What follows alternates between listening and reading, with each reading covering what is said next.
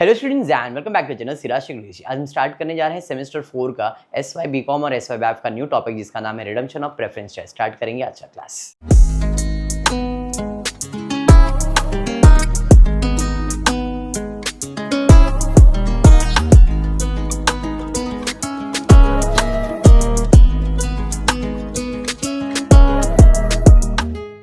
Will start with new education policy NEP का FA subject, जिसमें topic cover करने वाले रिडम्पशन ऑफ प्रेफरेंस शेयर्स।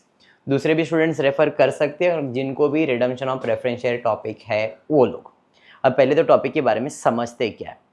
कि एसपी के स्टूडेंट्स आप लोग सब एसपी वाले हो। कौन है मैथ्स वाला, कौन है? आप दोनों, तो तुम लोग पागल हो। एसपी वाले ध्यान दो। तो नहीं, नॉर्मली हम शेयर्स के बारे में बात कर रहे हैं। तो एसपी में हमको पढ़ाया गया था दो टाइप के शेयर्स होते हैं, इक्विटी शेयर और प्रेफरेंस शेयर्स। तो इक्विटी शेयर्स का मतलब क्या होता है? इक्विटी मिलती है। प्रेफरेंस शेयर्स प्रेफरेंस मिलता है। इक्विटी शेयर मतलब the main owner of the company, मालिक, owner. Preference share the second owner of the company. ऐसा कुछ पढ़ाया गया था। अब जब कंपनी को पैसे की जरूरत पड़ती है तो कंपनी मार्केट में इक्विटी शेयर इशू करती है और पैसा कलेक्ट करती है पब्लिक से, और इसी पैसे से बिजनेस करती है। जब कंपनी को और पैसे की जरूरत पड़ती है तो क्या इशू करती है? Preference share. ऐसा एसपी में पढ़ाते थे 12th स्टैंडर्ड 11th स्टैंडर्ड में। उसके बाद कहाँ गया एसपी पता नहीं। बराबर। तो अभी हम टॉपिक की बात करें रिडम्पशन ऑफ प्रेफरेंस शेयर्स। वही प्रेफरेंस शेयर्स की बात कर रहे हैं। जब मेरे को पैसे की जरूरत थी तो मैंने इक्विटी शेयर इशू किया, और पैसे की जरूरत थी तो मैंने प्रेफरेंस शेयर इशू किया। लेकिन उसी टाइम पे उसको बोला, मैं तेरे से पैसे ले रहा हूं प्रेफरेंस शेयर्स का, लेकिन ये पैसा मैं तेरे को 2 साल के बाद लौटा दूंगा। अब पैसा वापस करना इज रिडम्पशन। पैसा वापस करना इज रिडम्पशन। किसको पैसा वापस कर रहे हो? प्रेफरेंस शेयर को। इसके लिए इसका नाम है रिडम्पशन ऑफ प्रेफरेंस शेयर्स।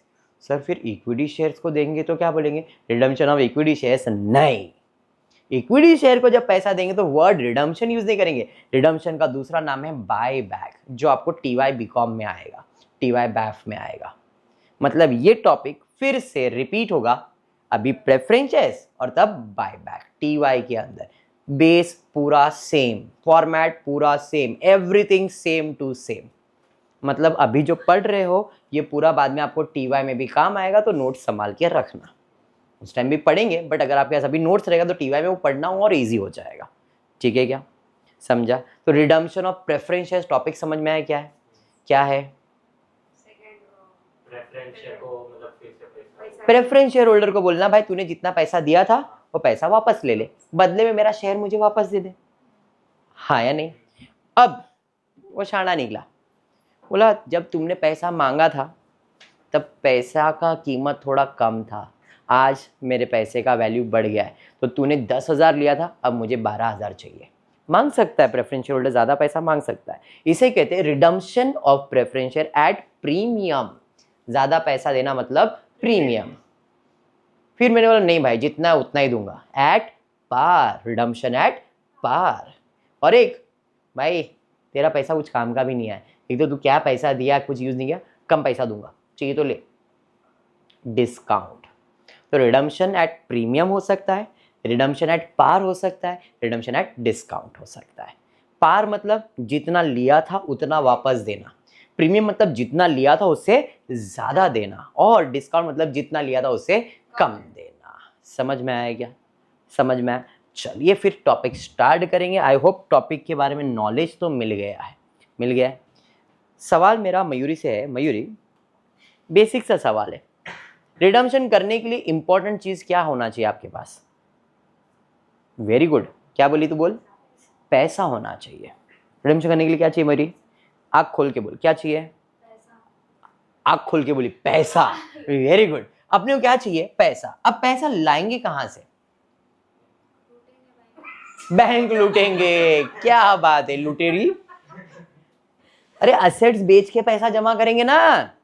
तो जब भी आपको रिडम्पशन ऑफ प्रेफरेंस शेयर करना है, आपका एंट्री नंबर 1 ये होना चाहिए, सेल करना चाहिए। नहीं कि मेरे शेयर्स जो प्रेफरेंस शेयर जिनको मैं रिडीम कर रहा हूँ क्या उन्होंने अपने शेयर्स के पैसे मुझे पहले दे दिए थे कि नहीं दिए थे?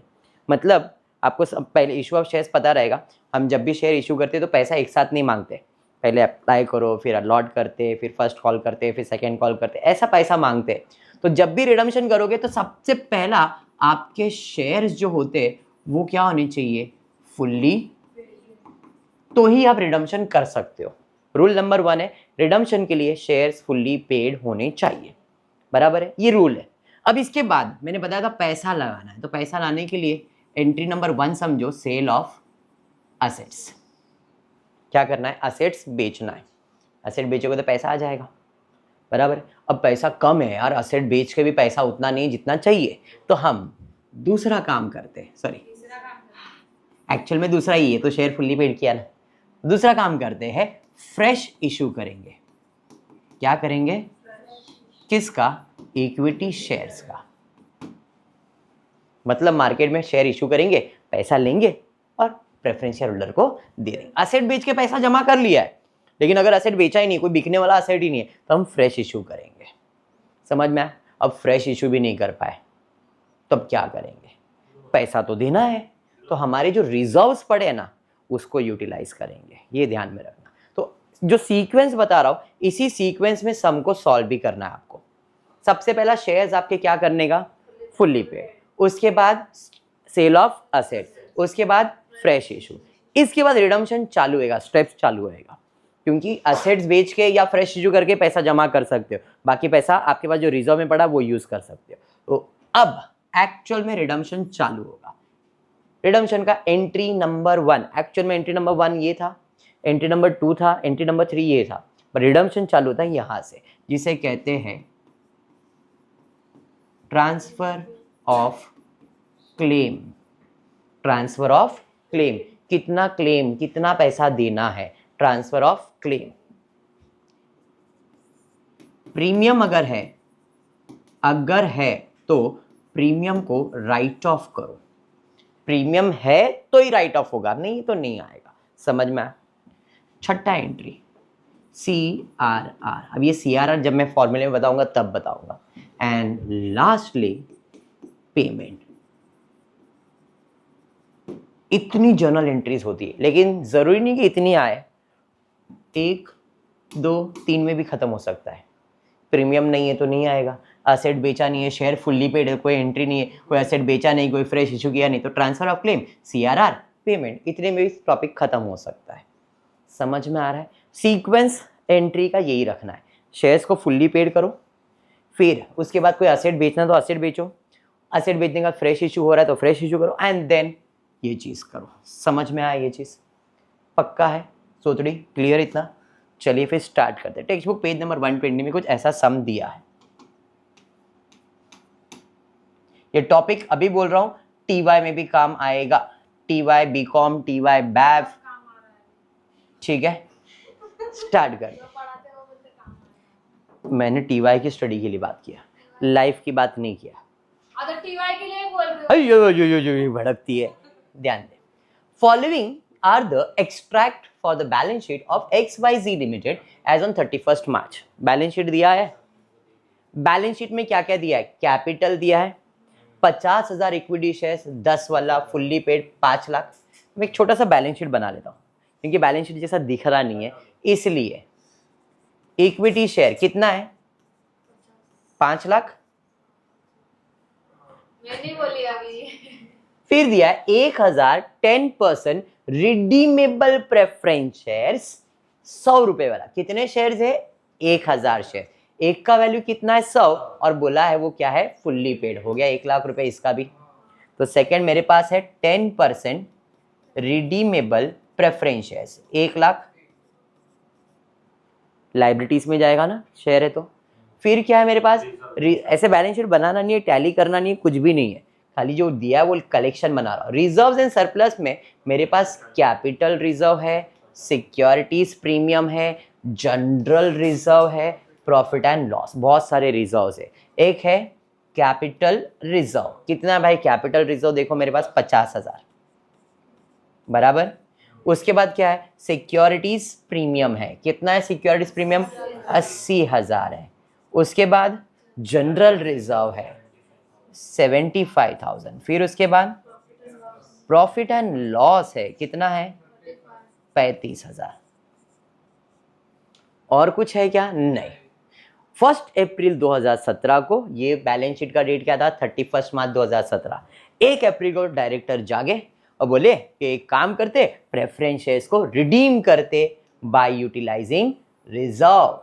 मतलब असेट बेचना नहीं है, फ्रेश इश्यू करना नहीं, अपने पास रिजर्व है, उसी से इनको पैसा दे देंगे। रिजर्व में अपने पास कितना पैसा है? 50,000 कैपिटल रिजर्व में है, 80,000 सिक्योरिटीज प्रीमियम में, 75,000 जनरल रिजर्व में, 35,000 हमारे पास। इतने सारे रिजर्व तो पड़े बराबर। अब पहला देखते हमको पैसा देना कितना है। कितना पैसा देने का? 6 लाख देने का। अच्छा अच्छा अच्छा। कितना देने का काजल? पता नहीं। मयूरी कितना देने का है? पता नहीं। टॉपिक का नाम क्या है? रिडम्पशन ऑफ मतलब प्रेफरेंस शेयर्स को पैसा देना है कि इक्विटी शेयर को? प्रेफरेंस शेयर्स को। देखो कितना परसेंट रिडीमेबल प्रेफरेंस शेयर्स है? 1,000। 10% रिडीमेबल प्रेफरेंस शेयर्स 100, 1 लाख। मतलब टोटल कितना पैसा देने का है? सर एट पार वीर कुछ बोला ही नहीं है, मतलब जितना उतना ही देने का है। मतलब मुझे 1 लाख रुपया पे करना है, और 1 लाख पे करने के लिए कोई मैंने असेट बेचा क्या?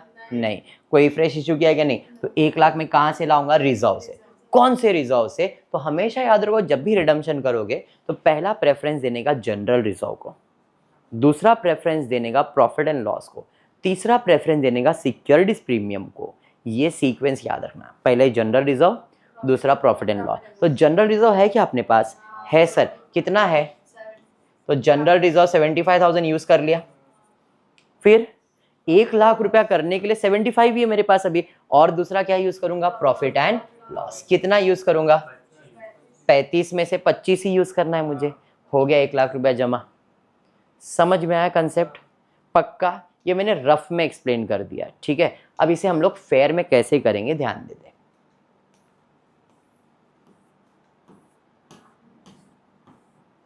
जो मैंने अभी लिख के दिया था तुमको, सबसे पहला शेयर फुल्ली पेड होना चाहिए, second entry cell of asset, उसके बाद fresh issue, transfer of claim, premium return of CRR, payment, and lastly is bonus. ये मैंने अभी लिख के जो एक्सप्लेन किया था वही।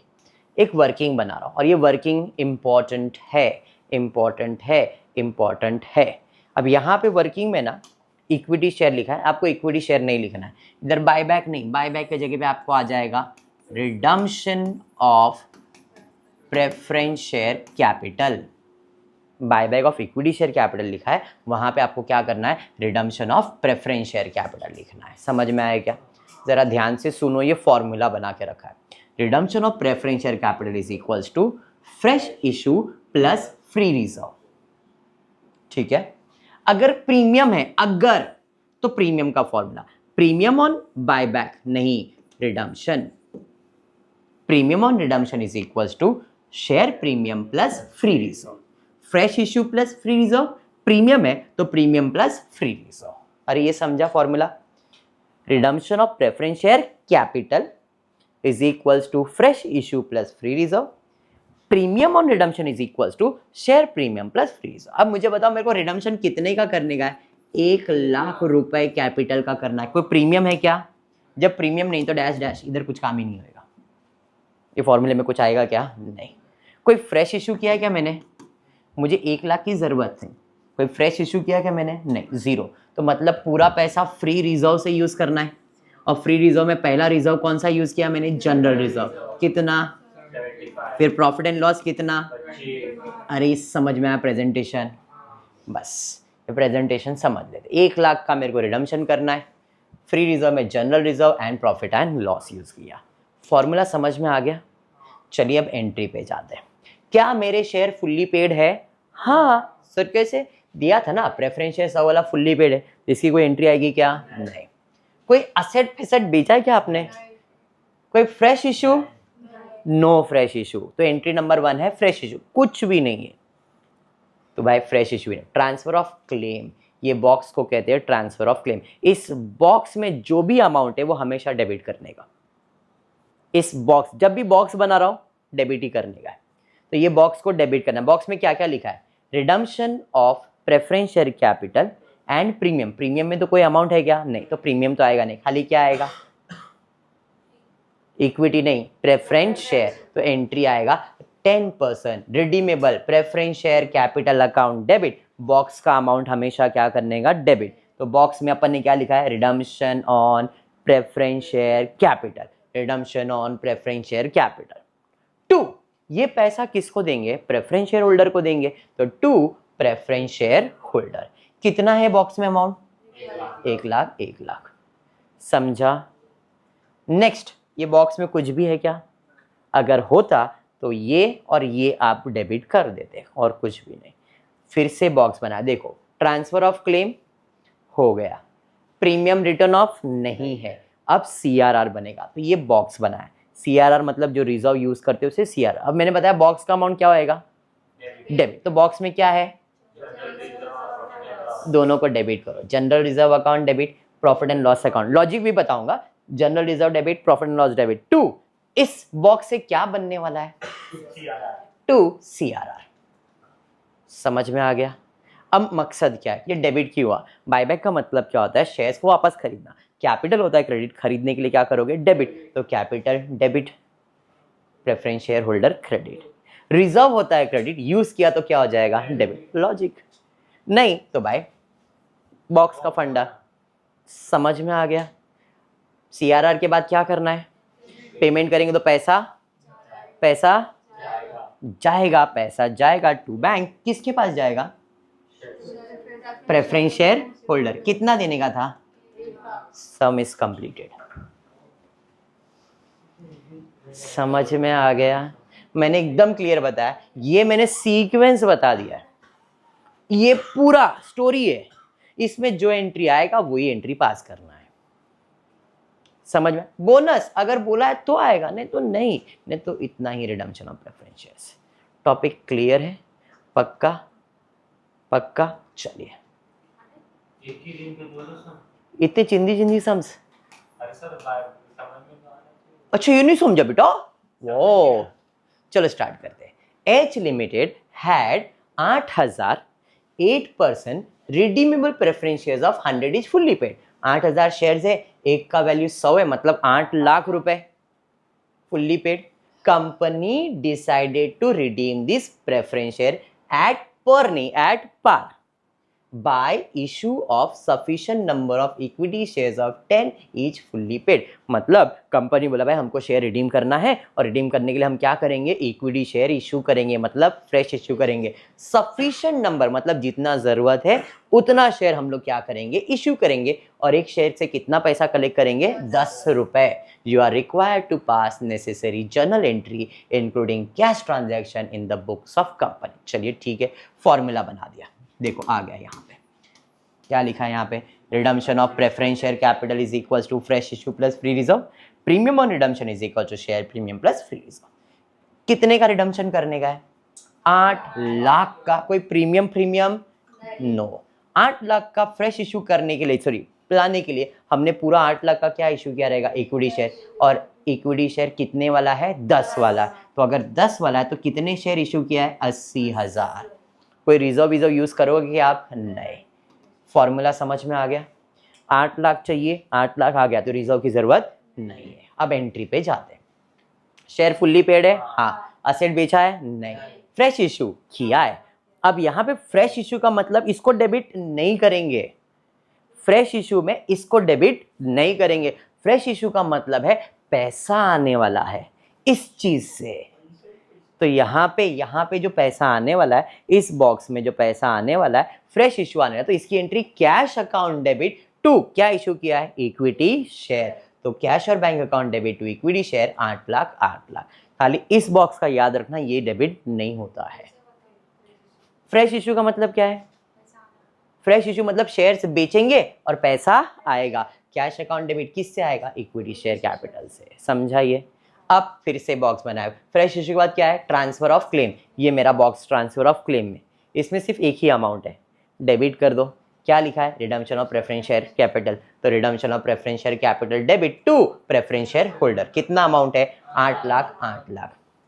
प्रीमियम नहीं है सर। ट्रांसफर ऑफ क्लेम के बाद प्रीमियम नहीं है सर, उसके बाद CRR सर नहीं है, सीधा क्या आ जाएगा, पेमेंट करेंगे। अब पेमेंट करेंगे तो पैसा किसके पास, कौन से शेयर होल्डर के पास, प्रेफरेंस शेयर, पैसा जाएगा प्रेफरेंस शेयर होल्डर के पास। खत्म, समझा, पक्का। ये है तुम्हारा topic redemption of preference shares, पक्का। चलिए तो फिर आज का क्लास इतना ही रखते हैं। होपफुली वीडियो पसंद आया तो प्लीज़ वीडियो को लाइक कर देना, फ्रेंड्स ग्रुप में शेयर करना, चैनल को सब्सक्राइब करना। Thank you for watching the video.